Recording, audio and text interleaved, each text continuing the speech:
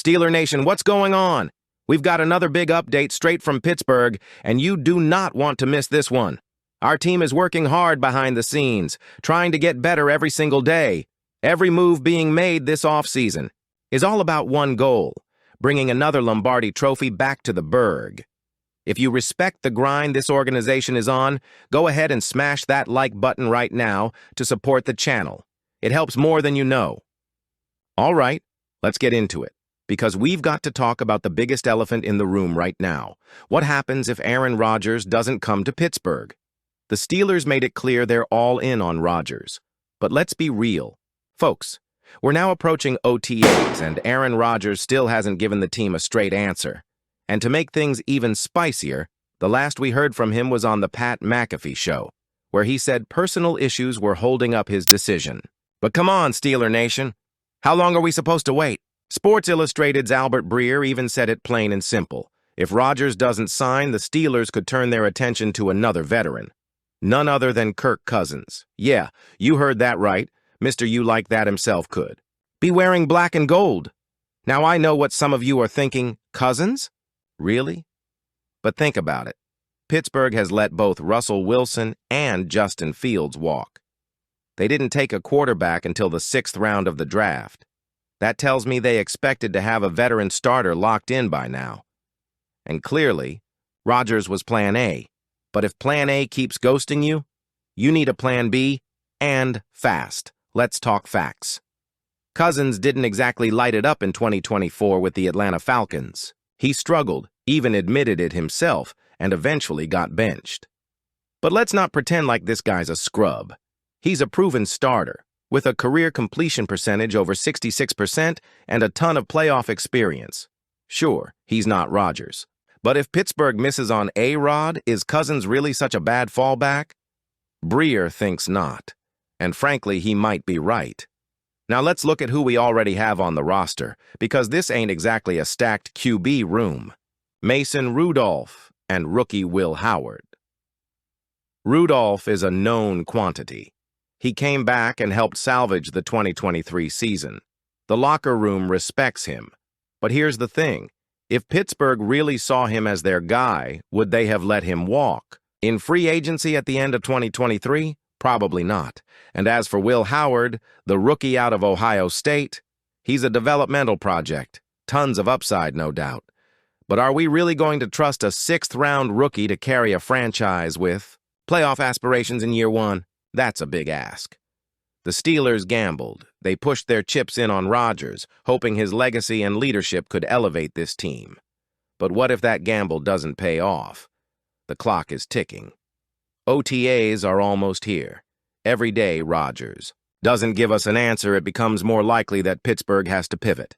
Cousins might not be flashy, but he could stabilize an offense that ranked 27th in passing yards last season. And just when you thought the quarterback drama was enough, how about this blast from the past? Former NFL cornerback Asante Samuel lit up Twitter this week, calling out Mike Tomlin for how he handled Antonio Brown during his Steelers tenure. Samuel didn't hold back. He basically said Tomlin babied AB, let him run wild, and that if Brown had been on any other team, he wouldn't have lasted. He even said, and I quote, "You would have been dealt with immediately and not by the coach." Facts. That's a bold claim. Especially when you consider that under Tomlin, AB was arguably the best receiver in football. Yes, his post-Steelers career has been chaotic to say the least. But are we really blaming Tomlin for trying to manage a generational talent? Let's not forget, Tomlin was the one who kept that locker room from exploding for years, while AB was torching secondaries and rewriting record books.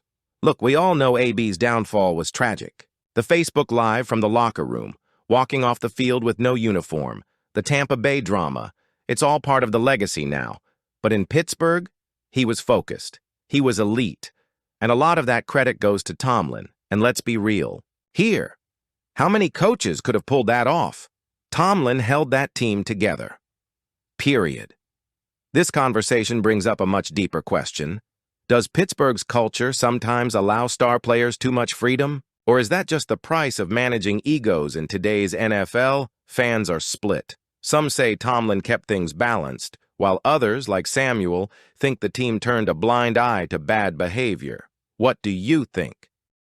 Steeler Nation, this offseason is shaping up to be one of the most pivotal in years. Between the quarterback uncertainty, potential fallback plans, and old wounds being reopened from the Antonio Brown era, it's clear that this organization is under the microscope. If Aaron Rodgers signs, the narrative changes.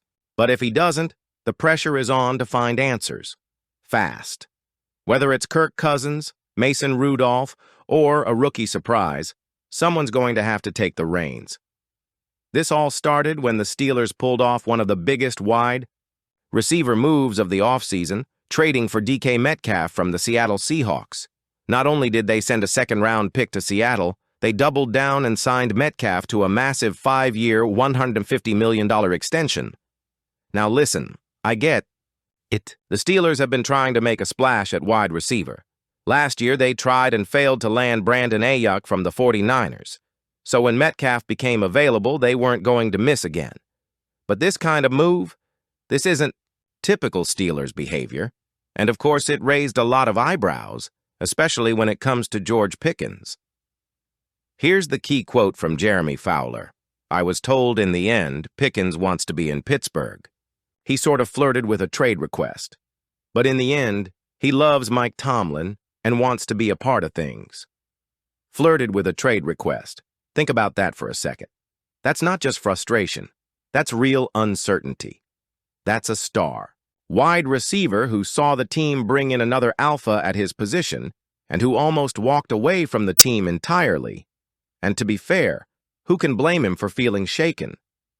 George Pickens is heading into a contract year, and assuming Aaron Rodgers signs in Pittsburgh, Pickens would be playing with his sixth starting quarterback in 4 seasons. 6. That's chaos for any wide receiver trying to build chemistry and stack numbers. Even with all that instability, Pickens has put up 2,141 yards and 12 touchdowns in 3 years, including a league-leading 18.1 yards per catch in 2024. That's elite territory, folks. His best season? 1,140 yards and 5 touchdowns. And he did that while playing in an offense that, let's be honest, wasn't exactly built to air it out. So if you're George Pickens and the team suddenly brings in DK Metcalf, signs him to a monster deal, and makes him the face of the offense, yeah, you're probably thinking about your future too, and it doesn't stop there. During the 2025 NFL Draft, there were real reports, real buzz, that the Steelers were taking calls on Pickens. They didn't leak it out, but teams were interested. Pittsburgh was listening. Negotiations happened, but ultimately, nothing materialized. The draft came and went, and Pickens stayed put. Then came the moment of clarity. GM Omar Khan spoke up. "No, we're glad we have George and DK here," Khan said. "I think they're going to be exciting for everyone to watch. Excited to have DK here, but no, we're not trading Pickens." And that's huge, because now with the draft behind us, those conversations are over. The Steelers aren't actively shopping George Pickens anymore. If anything, they're trying to make this duo work. So let's ask the real question here. Can George Pickens and DK Metcalf coexist? Can this offense feed 2 #1 wideouts, especially if Aaron Rodgers is under center? Rodgers has the arm to make it happen. He's worked with big personalities before. And stylistically, both Pickens and Metcalf bring different strengths. Pickens, with the route running and vertical separation, Metcalf with that brute physicality and contested catchability. If this works, it could be the most dangerous WR duo in the AFC. Imagine Rodgers with 2 elite options, a strong O-line and a creative coordinator actually pushing the ball downfield. But let's not sugarcoat it. The reason Pickens flirted with a trade comes down to 2 things: respect and role. He wants to be the guy. He's earned that right. And when a team brings in another alpha, it can feel like they're replacing you instead of building around you. The good news? According to Fowler, Pickens still loves playing for Mike Tomlin. And that loyalty may have been the deciding factor in him sticking around. That says a lot about Coach T's leadership. Say what you want about player management or locker room vibes. Guys want to play for Tomlin. That still matters. So I'm throwing it to you now, Steelers fans. What's your move? If Rodgers says no, would you roll the dice on Cousins? Stick with Rudolph? Or give Will Howard the keys and see what happens? And what's your take on the Mike Tomlin and Antonio Brown debate? Was Tomlin enabling or just doing his job the best way he knew how? Drop your thoughts in the comments. I want to hear from you. If you enjoyed this breakdown and want more Steelers news, analysis, and behind-the-scenes insights, hit that like button, subscribe to the channel, and turn on those notifications so you never miss a drop. We've got more content coming your way every week as this off-season drama unfolds. Until next time, here we go, Steelers, here we go.